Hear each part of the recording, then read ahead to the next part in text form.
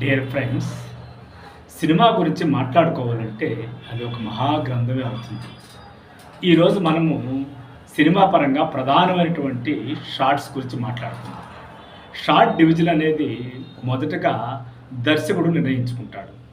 ఆ తర్వాత ఆ డివిజన్ని ఎలా ఫ్రేమ్ చేయాలనేది కెమెరామెన్తో డిస్కస్ చేసుకొని దాన్ని అందంగా రూపుదిద్దే ఒక ప్రక్రియకు ఇద్దరు ఆరోగ్యకరమైన చర్చలతోనే అది ముందుకెళ్తుంది. ఆ చర్చించే ముందు అసలు ఆ షార్ట్స్ అంటే ఏంటి, అవి ఎందుకు వాడతారనే సంగతి మనం తెలుసుకుందాం. మొదటగా ఒక సబ్జెక్టు అనుకున్నప్పుడు ప్రధానమైన షార్ట్స్ ఏంటంటే ఎన్నో రకాలుగా చెప్తారు, కానీ ప్రధానమైనవి 8.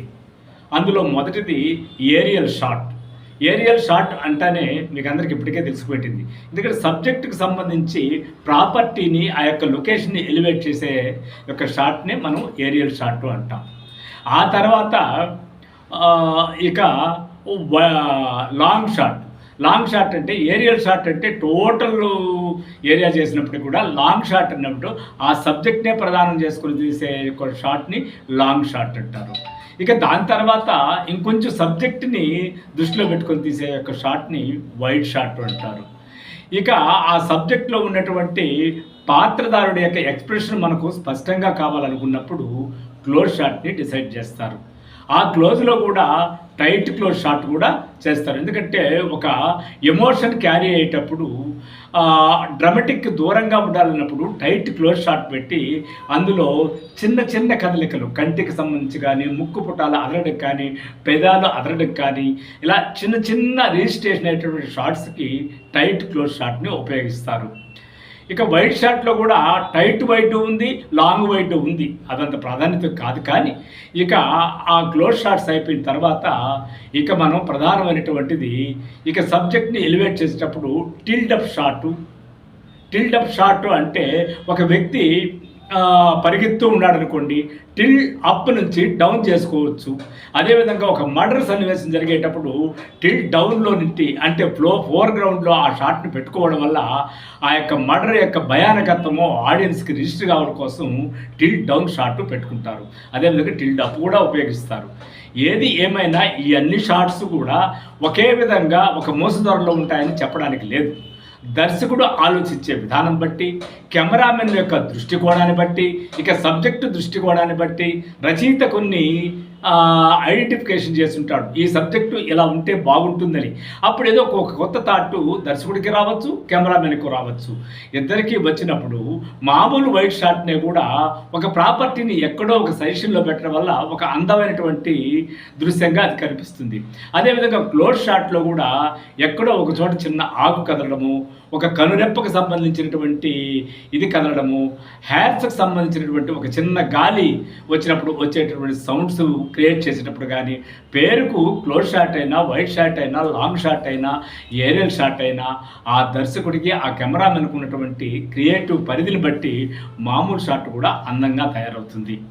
ఈ విధంగా మనము మొట్టమొదటి చూసుకున్నామంటే మల్లీశ్వరి సినిమాలో కూడా ఏమీ లేనటువంటి మామూలు సైనికులు పోయినట్టే ఉంటుంది, కానీ ఒక భయానకమైన వాతావరణాన్ని మల్లీకి తర్వాత నాగరాజు వీళ్ళిద్దరూ కలుసుకునే సన్నివేశంలో ఇక ఏమి జరిగిపోతుందో అనేటప్పుడు రన్నింగ్ షాట్స్ తీస్తూ క్లోజు మిడ్డు వేస్తూ ఆ యొక్క వాతావరణాన్ని ఎలివేట్ చేసే సందర్భం కూడా ఆ రోజుల్లో కెమెరామెన్ చేశారు. అదేవిధంగా నెక్స్ట్ మన రాఘవేంద్రరావు గారు టోటల్ క్లోజప్ షాట్స్లోనే అద్భుతాలు సృష్టించినటువంటి సన్నివేశాలు ఎన్నో ఉన్నాయి. ఇక సినిమా పరిభాషనే మార్చినటువంటి వాడు రామ్ గోపాల్ వర్మ అని చెప్పవచ్చు. ఎందుకంటే రామ్ గోపాల్ వర్మ తీసినటువంటి షాట్స్ మొత్తం కూడా దీనికి ఒక రూల్ ఉంది. ఇది వైడ్ షాట్ ఉండాలి, ఇది టిల్డప్ షాట్ ఉండాలి, ఇది ఏరియల్ షాట్ ఉండాలి అంటూ ఇంతవరకు తీసినటువంటి రూల్స్ను మొత్తాన్ని బ్రేక్ చేసి తనకంటూ ఒక ఆ ఐడియాని క్రియేట్ చేసుకుని కెమెరామెన్ దగ్గర కొత్త ధోరణిని రాబట్టుకోగలిగాడు. అందుకే మ్యూజిక్లో కూడా ఆయన చేసిన ప్రయోగాలు తర్వాత సినిమాలకి పెద్ద ఎసెట్ అయినాయి.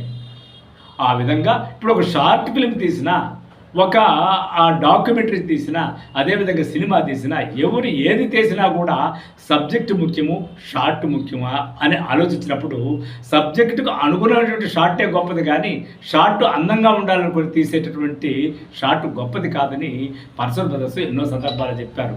ఎందుకంటే ప్రముఖ రచయితలుగా ఉన్నటువంటి పర్సూల్ బ్రదర్స్ ఈ టిల్టప్ షార్ట్, ఇది వైట్ షార్ట్, ఇది ప్యాన్ షార్ట్, ఇది లెఫ్ట్ ప్యాన్, ఇది రైట్ ప్యాన్ అని మేము కానీ కథలో రాసినామంటే దర్శకుడికి మేము ఇచ్చినటువంటి అవుట్పుట్ వల్ల ఆయన విజనరీ మారిపోతుంది. కాబట్టి నేను రచయితగా మొట్టమొదటి నేను జాగ్రత్త పడాల్సింది ఏమంటే సబ్జెక్ట్ని చెప్పాలే కానీ కెమెరా భాష నా పని కాదు.